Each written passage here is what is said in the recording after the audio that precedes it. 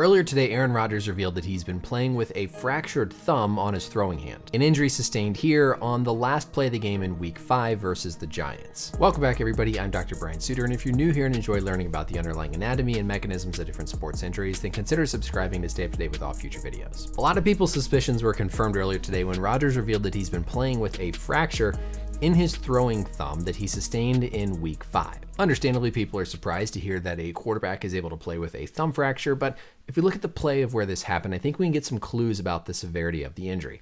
So this was the last play in the Week 5 game against the Giants. Rodgers is going to throw this pass real deep, and you can see how the Giants player basically makes contact with his right hand. Now, when we talk about thumb fractures in quarterbacks, there's one specific area and one specific ligament that we're often worried about, the UCL ligament. This is a ligament that helps to stabilize a key joint in our thumb, and it's a very common injury seen in quarterbacks, especially whenever they throw the ball and their thumb gets bent backwards from like hitting a helmet. But that injury happens whenever the thumb gets forced outwards, or basically stretched into this hyperabduction position. If we look at the play with Rodgers here, it almost looks like his thumb actually gets bent inwards more towards his hand. As he comes back here, keep a close eye on his thumb. You see it gripping the ball comes out, and then it looks to me like his thumb bends into what we call an adducted position, basically across his hand, as it then gets hit by the Giants defender. Now, it's possible just with the lighting and everything here that maybe there is a little bit of hyperabduction, but to me, this doesn't look like the typical mechanism that we see with the concerning UCL injury in a quarterback. Likely what's happening here is he's squeezing the ball to grip it, the ball comes out, and because he's gripping, his thumb continues to move in towards his hand and then gets hit by the Giants defender. Looking at our biodigital anatomy tool here, we can highlight that specific ligament. So looking on the inside, or the ulnar side of the thumb, we have these two little ligaments on either side. The one on the inside is called the UCL. It's the ulnar collateral ligament, just like we have on our elbow. We have these in other joints of our body. It's the ligament on the side of the joint that's on the ulnar side. It sits deep to this muscle called the adductor pollicis, and if we hide that, we can get an even clearer view of that little ligament sitting right down here. So these are the ligaments that we're often worried about getting injured with quarterbacks because it really stabilizes the thumb when you're trying to grip and throw a football. In terms of fractures, when these ligaments tear, they can cause an avulsion fracture, where basically a piece of the bone where the ligament inserts rips off as the ligament pulls away. But with Rodgers, what I wonder is if he actually has an injury to the ligament on the opposite side of the joint. Again, because of that mechanism where it looks more like the thumb was bent inward, I'd wonder more about a radial collateral ligament avulsion fracture.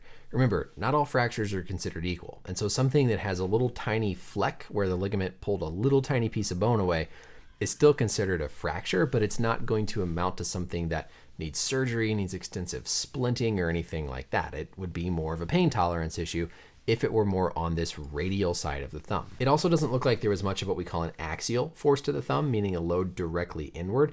That's typically going to cause more like of a crush impact type injury, fracture to the base of the thumb. But of course, it's something still in the differential here. It would surprise me if Rodgers was still playing with a thumb base fracture. This would be an injury similar to what Dak Prescott had, where he had surgery. So this to me suggests it's a very small, likely avulsion fracture, and not something in an area where it's doing a lot of significant stabilizing of the thumb, because that would just pull it and pull it and pull it and be really hard for him to throw. So if we go triple box here to review it one last time, again, the ligament that I'm going to be most worried about will be an avulsion fracture of the radial collateral ligament on the outside of the thumb. Here on this play, as Rodgers goes to throw the ball, if you look real closely, it almost looks like because the ball is knocked out of his hand before the contact, his thumb continues to grip, it adducts across his palm, and then basically gets hyperadducted, potentially injuring ligaments on the outside. Until we get more information, that's just my hypothesis based on the fact that he's still been able to play. If he had a significant UCL injury, I don't think he would have kept playing. If he had a thumb-based fracture like Dak Prescott, I don't think he would have kept playing.